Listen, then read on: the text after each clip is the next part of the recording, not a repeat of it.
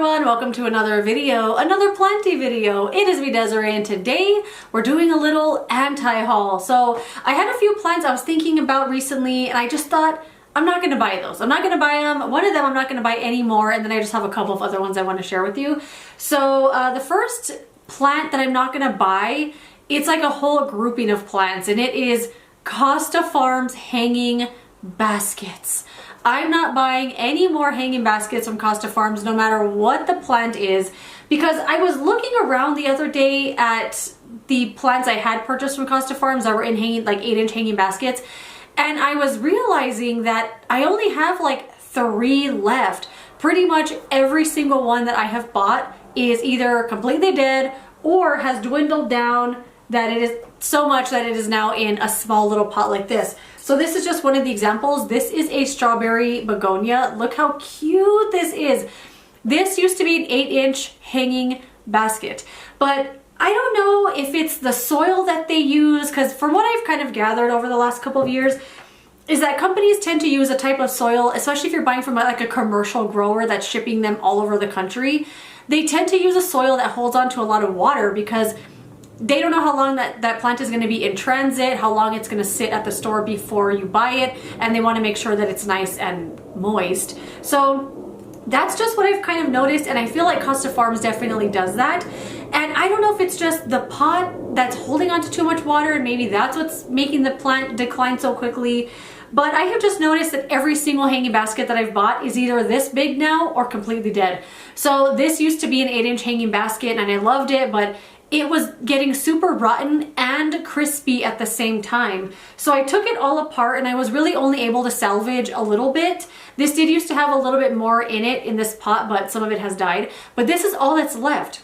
This does need some water now. It's feeling a little limp. And I know it looks limp, but it is supposed to grow like this. It's super, super cute. And every time I see one, I want to buy another one because it's so beautiful. But I already know it's going to dwindle down to this big. Another one I bought in an 8-inch pot is this variegated lipstick plant. So I bought this in an 8-inch hanging basket, and this is all that's left of it. It did recently start growing, like this whole little stem is new, this one's new, and so is this one. But this one died so fast. I mean, it was rotten before you know it. It was rotten and dying and crispy and just dead.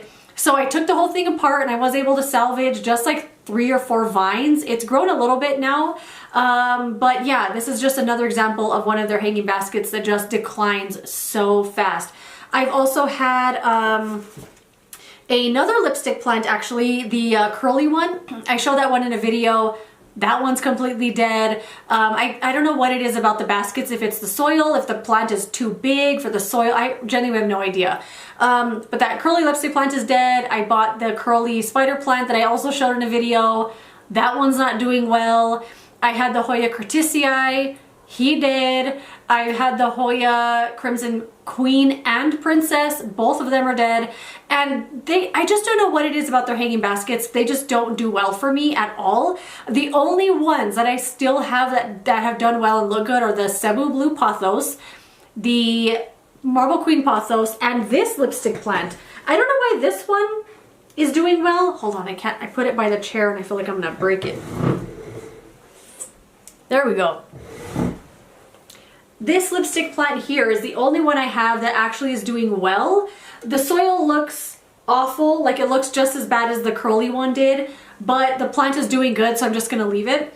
This one has grown a lot lately, like all these little new pieces that are curved up are new, and it looks so beautiful. And this one had been doing so well, and that's why I went and bought the curly one when I saw it, but that one declined so fast, like the whole plant is dead. But this one has, I swear every day when I look at it, it's longer. It's so beautiful. I love this one so much. So this one and the pothoses are the only hanging baskets that I still have that are in the hanging basket size. Every other one has declined or completely died. I've had so many ferns. Those might be somewhat my fault, but they're also dead, just, you know, to let you know. And when it comes to hanging baskets, I think Live Trends makes way better ones, better quality, a little cheaper price as well. And every single hanging basket that I've purchased from Live Trends is thriving, growing, and they're all still in the soil that they came in from the store. So I don't know what kind of soil Costa Farms is using in their hanging baskets, but it's not working out for me. So I'm gonna go Live Trends and other brands all the way and not really even look at the Costa Farms ones anymore. And if I see one that looks good, I'll just appreciate it for what it is, but I'm not gonna buy it. I'm gonna buy it, gonna go with other retailers from now on. The next one that I want to share is one that I'm anti-hauling with conditions because I still might buy it. I didn't even want to mention this plant because I was like, I'm going to end up buying it and I'm going to feel like a hypocrite. But I am not going to buy the Philodendron gloriosum. So I have felt crazy about this plant. Like I want to go look for it every single day. So if you didn't know, Proven Winners, which usually only does outdoor plants, has recently jumped into the indoor plant game and they're doing really well with it. The plants look really great, but they have some really nice displays over at Home Depot, and on those displays are Philodendron gloriosums. And I have seen the display, but I don't know if the plant was already gone by the time I got there or it wasn't there before at all. But I started feeling crazy, like, oh my God, I have to find the plant or I'm gonna die. Like I wanted to drive store to store to store. And there's nothing wrong with that. I do that all the time, but I just didn't like the way I was feeling about the plant. And then the more I thought about it, the more I realized I don't need it because I already have the Philodendron McDowell. And the McDowell is actually a hybrid between the gloriosum and another plant. So it has the same general leaf shape, like the big giant leaves with the very prominent veining. The gloriosum does look different enough, like you can tell they're different plants, but the growth habit and everything is very similar in my opinion. Like it's not different enough for me to want to buy it.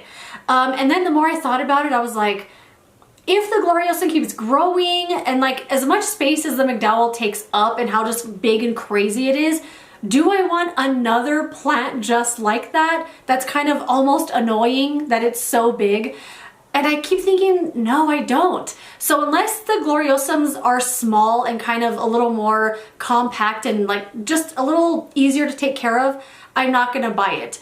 But the reason I was saying this is an anti-haul with a condition because if I see it, I know I'm gonna buy it. I just know it. I'm gonna see it and buy it. But I'm not going to go store to store to store trying to find it. If I find it naturally, I'll buy it, but I'm not gonna feel crazy about it. If I don't get it, I don't get it. It's fine. It's not like the plant is limited edition. It still exists, and if I want it at a later date, I'll buy it somewhere else, but I'm not going to let myself feel crazy for not having found the Proven Winners, Philodendron McDowell at Home Depot. Just not gonna do it.